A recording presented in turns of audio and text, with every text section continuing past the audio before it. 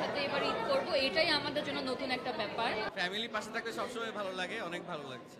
খালি তো একজন না, আরেকজন আছে, আমার আরেকটা ভাই আছে ওর।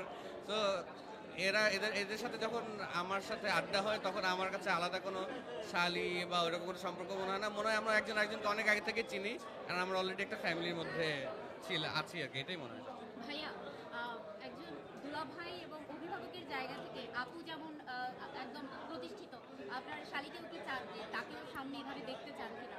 দেখেন, আমি চাই ও যেটা ফিল করে অথবা ওর যদি ট্যালেন্ট থাকে, ডেফিনেটলি ও I guess I really expect যে ও মেজারমেন্ট থেকে আরো বড় আর্টিস্ট হোক, আরো বড় ট্যালেন্টেড কোনো একটা আর্টিস্ট হিসাবে সে নিজেকে ক্রিয়েট করুক, সেটাই চাইবো আমি ডেফিনেটলি চাইবো আরো বড় কাজ করুক, আরো ভালো কাজ করুক, আরো অনেক ট্যালেন্টেড, ও যে আসলে ট্যালেন্টেড সেটা মানুষের কাছে প্রকাশ পায় ডেফিনেটলি। ঈদের পরিকল্পনা একটু জানতে চাই আর কি, যেহেতু প্রথম আপনাদের সাংসারিক ঈদ আসছে, এই ঈদ নিয়ে একটু পরিকল্পনা কেমন একটু যদি বলেন। ঈদের পরে পরিকল্পনা আমাদের আসলে একজন হাউস হেল্প দরকার। এই না, এইটা নিয়ে আমাদের ঈদে ওরকম আলাদা করে কোনো ধরনের আয়োজন করা হয় নাই। দুই পরিবার একসাথে এবার ঈদ করবো, এটাই আমাদের জন্য নতুন একটা ব্যাপার এবং we are looking forward to that. ঈদের দিন সবাই আসবে, আমরা একজন আরেকজনকে দেখবো।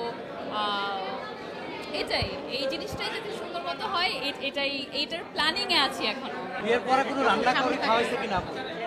হ্যাঁ, একটু আগে খাওয়াইছে। ঈদের পরিকল্পনা একটু জানতে চাই। ঈদে ফ্যামিলির সাথে থাকবো, ফ্যামিলির সাথে টাইম স্পেন্ড করবো। খুব ভালো লেগেছে। অ্যাজ অ্যান অডিয়েন্স খুবই এন্টারটেইনিং একটা কাজ, এটা অবশ্যই আমি বলতে পারি।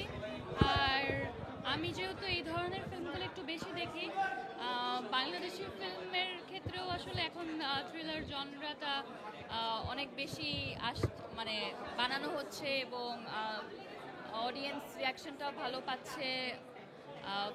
এখন বড় পর্দায়ও আসলে আমরা দেখতে পারবো ওটিটি থেকে বের হয়ে, এই ব্যাপারটা ভালো লেগেছে। আর পুরো টিমকে অনেক অনেক শুভকামনা। ওনারা অনেক এফোর্ট দিয়ে কাজটা করেছে, এটা বোঝা যাচ্ছে। আর সুন্দর একটা মেসেজ ছিল এন্ডে, একটা চমকও আছে। সেই চমকটা নিয়ে বেশি কিছু বলবো না আমি।